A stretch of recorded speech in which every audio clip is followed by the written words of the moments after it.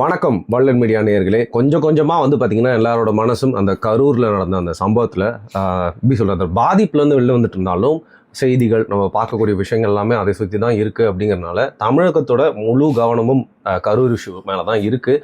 நம்ம முதல் காணொலி பண்ணுறப்போ பார்த்திங்கன்னா விஜய் அவர்கள் எதுவும் பேசலை. ஆனால் இந்த கேப்பில் அவர் ஒரு காணொலி வெளியிட்டிருக்கார். அது விளக்கம்னு சொல்கிறதா இல்லை அவரோட ரியாக்ஷன் அப்படின்னு சொல்கிறதா, அது எந்த ஒரு ரகத்தில் சேர்க்குறதுன்னு தெரியல. பட் பல பேர் எதிர்பார்த்துட்டு இருந்த மாதிரி அந்த காணொலி வந்துச்சு.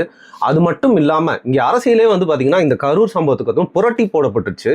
அது எப்படி என்ன அப்படிங்கிறது குறித்து பாரி அவர்கள் விளக்குவார். வணக்கம். வணக்கம். இப்போது விஜய் அவர்களுடைய காணொலியை பற்றி பேசுறதுக்கு முன்னாடி நான் உங்ககிட்ட இதில் பார்த்திங்கன்னா யாரோட ஹேட் சம்பாதிச்சாலும் பரவாயில்ல, மனசில் இருக்கிறத பேசிடணும். இது அரசியல்ல யார் யாரோட இடம் எங்க இருந்துச்சு ஃபுல்லாவே மாறிடுச்சு பாரி இந்த சம்பவம். நீங்க அதை ஃபீல் பண்றீங்களா? ஆமா. இல்ல, இப்போ திமுக விஜய் மேல முழு பழி போட பாக்குது.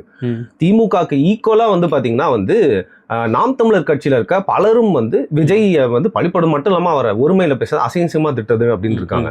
ஆனா இன்னொரு சைடு சீமானவர்கள் பாத்தீங்கன்னா விஜயோட மனநலம் புரிஞ்சு ரொம்ப நியாயமா பாத்தீங்கன்னா ஒரு தாயுமானவரா பேசுறாரு. இது ஒரு பெரிய குழப்பத்தை ஏற்படுத்துது பாரு.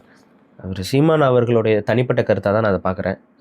ஏன்னா அவங்க கட்சியில் பார்த்தீங்கன்னா முன்னாடிலாம் தொண்டர்களுக்கு தனிப்பட்ட கருத்து இருக்கும், தலைவருக்கே தனிப்பட்ட கருத்து இருக்குது. காரணம்னா அவரை தவிர்த்து அந்த கட்சியில் இருக்கக்கூடிய அத்தனை பேரும் ஒருமையில கூட பேச ஆரம்பிச்சிட்டாங்க. நான் எல்லாம் பார்த்தேன், வாடா படம்லாம் கூட விஜய் பேச ஆரம்பிச்சிட்டாங்க. ரொம்ப தரம் தாழ்ந்து அதுக்காக சைக்கோ, கொலகாரன், கொலையை பண்ணதே இவன் தான், இவனுடைய அரசியலுக்காக தான் இந்த கொலையை பண்ணிட்டான், இவ்வளோ 40 பேரை கொண்டுட்டு இது பண்ணிட்டான் அப்படின்னு சொல்லிட்டு அப்படியே எல்லாரும் பேசிகிட்டு இருக்காங்க. ஒன்று இது என்னென்னா, சீமான் அவர்களால் அவரோட கட்சியை கட்டுப்படுத்த முடியலையா, இல்லை சீமான் அவருடைய தனிப்பட்ட கருத்துன்னு சொல்லி அவரை எல்லாரும் கட்சியை விட்டு ஒதுக்கி வச்சுக்கிட்டு மற்றவங்களாம் அவங்க கட்சியை நடத்திட்டு இருக்காங்களான்னு தெரியல.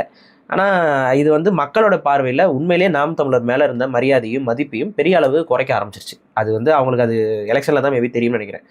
ஏன்னா தலைவர் ஒன்று பேச, தொண்டர்கள் ஒன்று பேசுன்னு இருந்துச்சுன்னா அந்த கட்சி ஒரு ஸ்திரத்தன்மையில் இருக்காது. அதை அவங்க தான் சரி செய்யணும். இல்லைன்னா தலைவர் தன்னுடைய முடிவை மாற்றிக்கணும். ஏதாவது ஒரு ஸ்டாண்ட் எடுங்க.